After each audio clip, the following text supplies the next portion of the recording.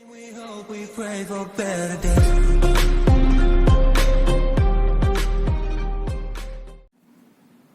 बच्चों, आज की क्लास में हम पार्शियल डिफरेंशियल इक्वेशन का topic homogeneous linear partial differential equation with constant coefficient discuss करेंगे।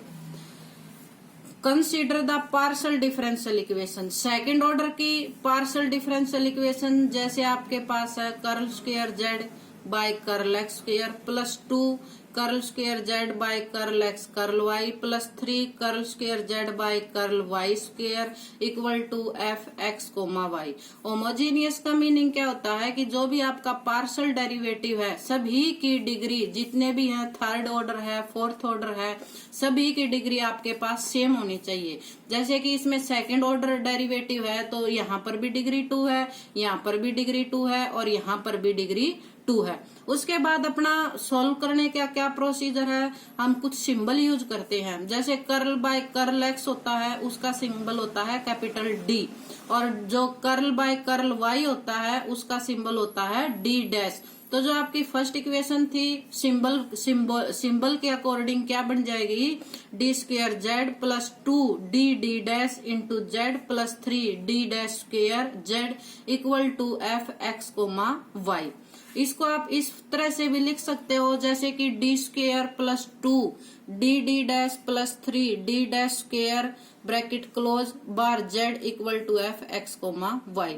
इसको हम ऐसे भी लिख सकते हैं F D comma D dash sorry D into D dash into Z equal to F x comma Y. जो लेफ्ट साइड में है इसको हम क्या कहते हैं, डिफरेंशियल ऑपरेटर, और राइट साइड में जो है वो आपकी फंक्शन है एक्स और वाई वेरिएबल के अंडर। अब हम इस इक्वेशन का जो आपकी फर्स्ट इक्वेशन है इसका सॉल्यूशन निकालेंगे, और सॉल्यूशन निकालने के लिए हमारे पास दो पार्ट होते हैं। एक होता है आपके पास कॉम्प्लीमेंट्री फंक्शन और एक होता है आपके पास पर्टिकुलर इंटीग्रल। जब आप दोनों निकाल लेते हो तो दोनों को जब हम प्लस करते हैं तो वो आपका आ जाता है जो भी आपकी गिवन है कंप्लीट सॉल्यूशन। अब कॉम्प्लीमेंट्री फंक्शन कैसे निकालेंगे और पर्टिकुलर इंटीग्रल कैसे निकालेंगे वो डिस्कस करते हैं। तो फॉर कॉम्प्लीमेंट्री फंक्शन के लिए क्या आपके पास वर्किंग रूल है, कंसीडर द, जो भी आपकी पार्शियल डिफरेंशियल इक्वेशन है उसको इस टाइप में लिखेंगे यानी सिंबॉलिक फॉर्म में, और सिंबॉलिक फॉर्म में लिखने के बाद डी को क्या पुट करोगे आप, डी को एम पुट करोगे और डी डैश को क्या पुट करोगे इक्वल टू 1, यानी लेफ्ट साइड में हम डी को तो एम पुट कर देंगे और डी डैश को 1 पुट कर देंगे। पुट करने के बाद आपके पास क्या है, आपको ऑक्सिलरी इक्वेशन फाइंड आउट होगी, और किस टाइप में आएगी आपके पास, एफ डी को क्या पुट किया था आपने एम और डी डैश को क्या पुट किया था 1 और इक्वल टू आपका 0। ऑक्सिलरी इक्वेशन में राइट साइड को इक्वल टू 0 लेना। Suppose that first is third order partial differential equation. हमने सपोज किया कि जो हमारी इक्वेशन है वर्किंग रूल में वो थर्ड ऑर्डर की है। देन जो आपकी ऑक्सिलरी इक्वेशन बनी है वो भी क्या होगी, थर्ड ऑर्डर की होगी, यानी थर्ड डिग्री होगी उसकी, sorry third degree. Third order की पार्शियल डिफरेंशियल इक्वेशन है और थर्ड डिग्री है। सपोज यहाँ पर भी सॉरी ऑर्डर आएगा, ये आपका ऑर्डर है थर्ड ऑर्डर। सपोज हमारे पास अगर थर्ड ऑर्डर की है तो उसके 3 सॉल्यूशन आएंगे। 3 सॉल्यूशन यानी M1, M2, M3 are the solution of auxiliary equation. Then CF depends the nature of the, जो आपने 3 रूट्स निकाले हैं, जो कॉम्प्लीमेंट्री फंक्शन है वो 3 रूट के नेचर पर डिपेंड करती है। तो जैसे आपके पास फर्स्ट केस है, if all the roots are real and distinct, अगर हमारे जो तीनों रूट आए हैं थर्ड डिग्री में, सॉरी थर्ड ऑर्डर में, तो हम कॉम्प्लीमेंट्री फंक्शन कैसे लिखेंगे, F1 y plus M1 x plus F2 y plus M2 x plus F3 y plus M3 x।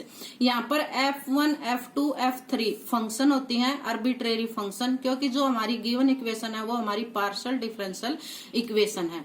Second में अगर आपके पास 2 रूट इक्वल हैं M1 equal to M2, complementary function निकालने के लिए आप क्या लिखोगे, f1 y plus m1x plus x, यानी टू रूट्स इक्वल हैं तो plus x, f2 y plus m1x, और f3 जो डिफरेंट था उसको एज इट इज लिखिए f3 y प्लस m3x।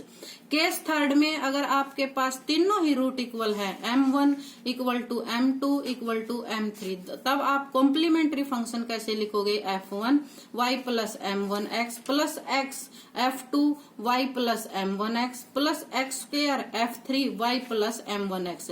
अगर इससे ज्यादा भी जैसे 4 रूट इक्वल है, 5 रूट इक्वल है, तो आप एज इट इज करोगे कि x, x square, x cube and so on, आगे एज इट इज बढ़ती जाएगी।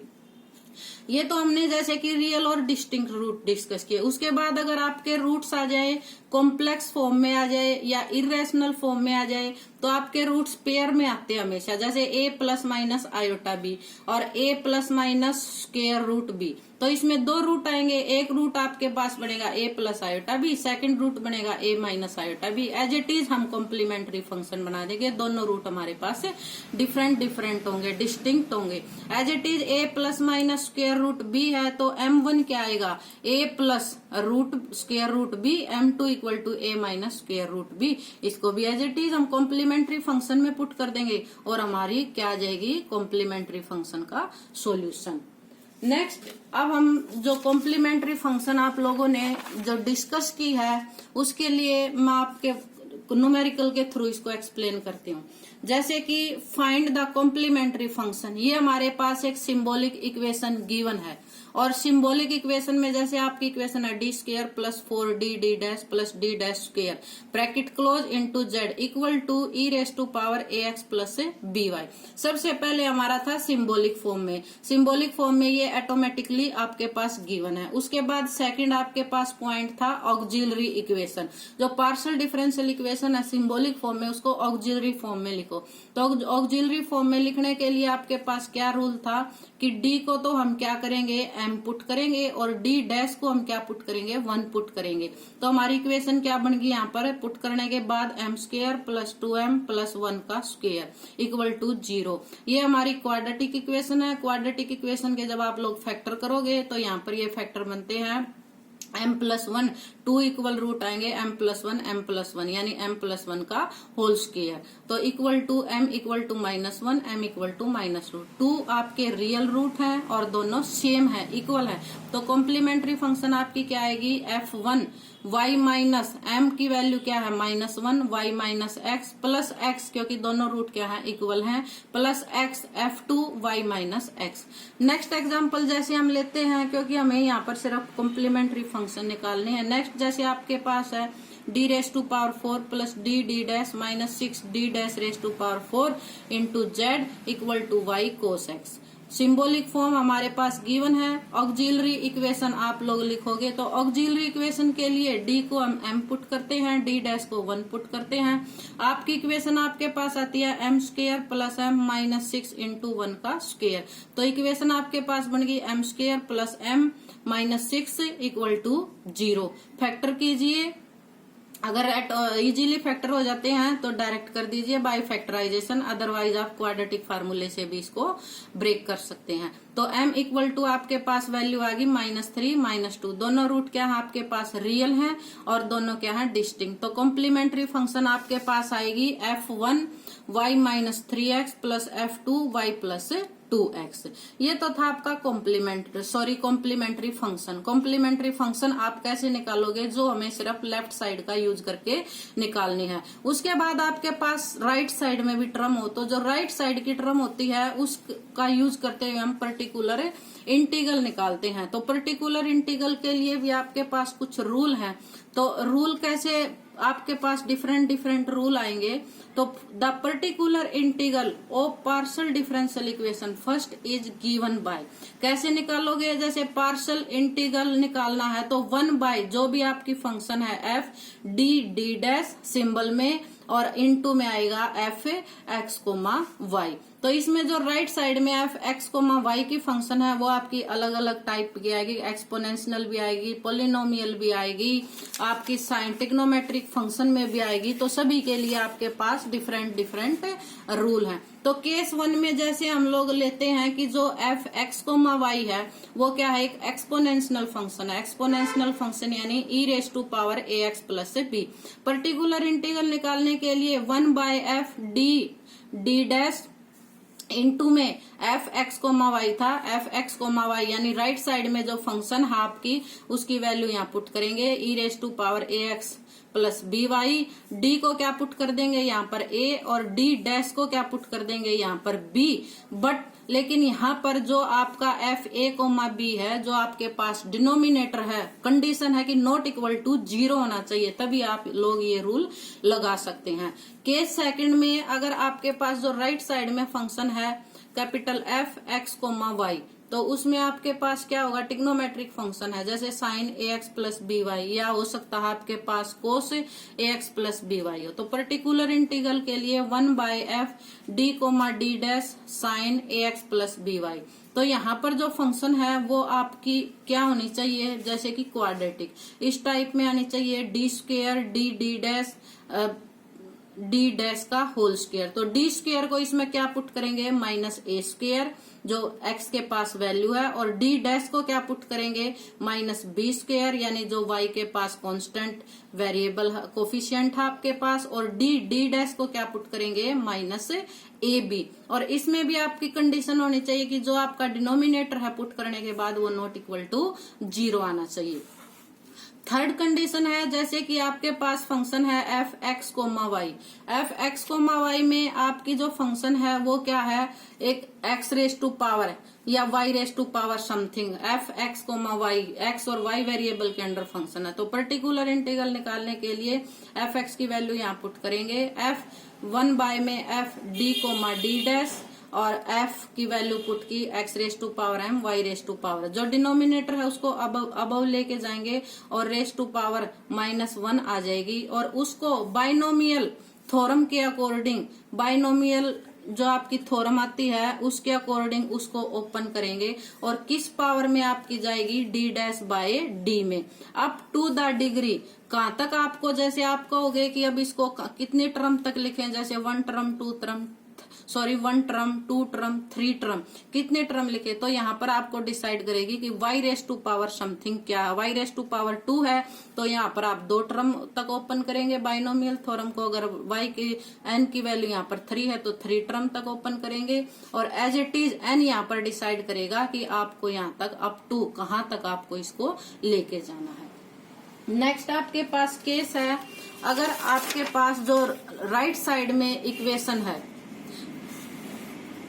केस नंबर 4, राइट साइड में जो इक्वेशन आपकी capital F x comma Y, exponential तो है ही, साथ में उसके पास कोई एक्स और वाई वेरिएबल के अंडर अनदर फंक्शन भी है, तो आप पर्टिकुलर इंटीग्रल कैसे निकालोगे, 1/f D comma D dash E raise to power A x plus B Y X comma Y.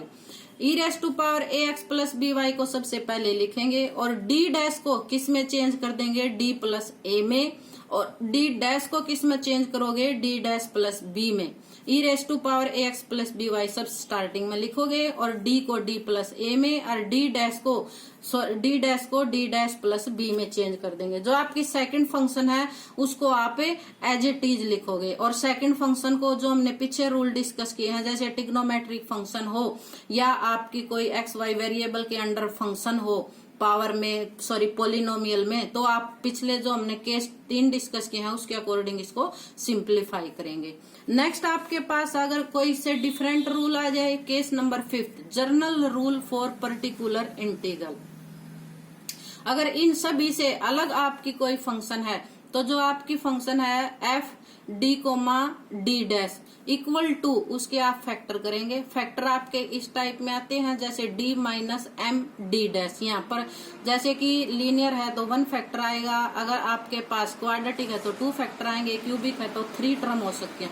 तो पर्टिकुलर इंटीग्रल के लिए 1 बाय वैल्यू पुट की, आपने इसके फैक्टर किए तो यहाँ पर था जैसे D minus M D dash into में जो राइट साइड में फंक्शन है as it is F x comma Y, तो उसको फिर सिंप्लीफाई करने के लिए D minus M D dash के अकॉर्डिंग फंक्शन में कैसे चेंज करेंगे, capital F X as it is, और यहाँ पर y की जगह आप लोग क्या पुट करोगे c माइनस एम एक्स, और m आपके फैक्टर से डिसाइड होगा। y की वैल्यू आप किस में कंसीडर करी, c माइनस एम एक्स में, यानी c की वैल्यू यहाँ पर क्या आई y प्लस एम एक्स, और फिर इसका डायरेक्ट जो आपका रूल होता है उसको इंटीग्रेट कर देंगे, और इंटीग्रेशन करने के बाद वापस c को किस में पुट कर दोगे, यहाँ पर y प्लस एम एक्स में। अगर यहाँ पर 1 फैक्टर है तो उसको एज इट इज कर दो, अगर 2 फैक्टर हैं तो सेम प्रोसीजर दोबारा से फिर रिपीट होगा, अगर 3 फैक्टर है यहाँ पर तो सेम प्रोसीजर यानी 3 टाइम रिपीट होगा। एज इट इज आप डी डैश को पुट करते जाएंगे, फैक्टर के अकॉर्डिंग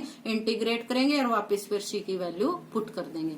केस नंबर अगर आपके पास 6 है, पीछे हमने जो केस डिस्कस किए थे उसमें हमने ये कहा था कि ये कंडीशन है जो डिनोमिनेटर है यानी F A comma B not equal to 0 होना चाहिए। अगर by chance F A comma B put करने के बाद इक्वल टू 0 है तो उसके बाद नेक्स्ट रूल आपके पास क्या है पर्टिकुलर इंटीग्रल के लिए कि सपोज जब हमने वैल्यू पुट की तो वहां पर हमारा डिनोमिनेटर 0 आ गया, तो सबसे पहले हम फंक्शन का with respect to D partial derivative करेंगे। ऊपर आप लोग x से मल्टीप्लाई करोगे और नीचे जो आपका डिनोमिनेटर है उसका विद रिस्पेक्ट टू डी आप लोग पार्शियल डेरिवेटिव करोगे। आपकी F x comma Y as it is रहेगी, और फिर पार्शियल डेरिवेटिव करने के बाद फिर आप वैल्यू पुट करोगे जो भी आपकी वैल्यू है। अगर आपकी वैल्यू पुट करने के बाद डिनोमिनेटर नॉट इक्वल टू 0 है तो आपका क्वेश्चन यहीं पर कंप्लीट हो जाएगा। और बाय चांस अगर सेकंड टाइम भी आपका डिनोमिनेटर 0 आता है तो अगेन फिर आप लोग डिफरेंशिएट करोगे और x की जगह यहाँ पर क्या आ जाएगा आपका x स्क्वायर आ जाएगा, और अगेन फिर विद रिस्पेक्ट टू d आप अगेन उसका पार्शियल डेरिवेटिव करोगे। मतलब 2 टाइम 3 टाइम जब तक डिनोमिनेटर आपका 0 आता है तो आप एज इट इज x की पावर यहाँ पर इंक्रीज होती जाएगी और विद रिस्पेक्ट टू d आप इसका पार्शियल डेरिवेटिव करेंगे जब तक ये आपका डिनोमिनेटर नॉट इक्वल टू 0 नहीं आता। अगर डिनोमिनेटर नॉट इक्वल टू 0 है तो हमने जो केस 1 2 3 में डिस्कस किया था एज इट इज उस अपने क्वेश्चन को कंप्लीट। ये हमारे वर्किंग रूल थे किसके लिए, जो हमने पार्शियल डेरिवेटिव निकालना है, जो हमारी होमोजीनियस इक्वेशन जो राइट साइड में हमारी टर्म है, इसके न्यूमेरिकल हम इसे नेक्स्ट क्लास में डिस्कस करेंगे।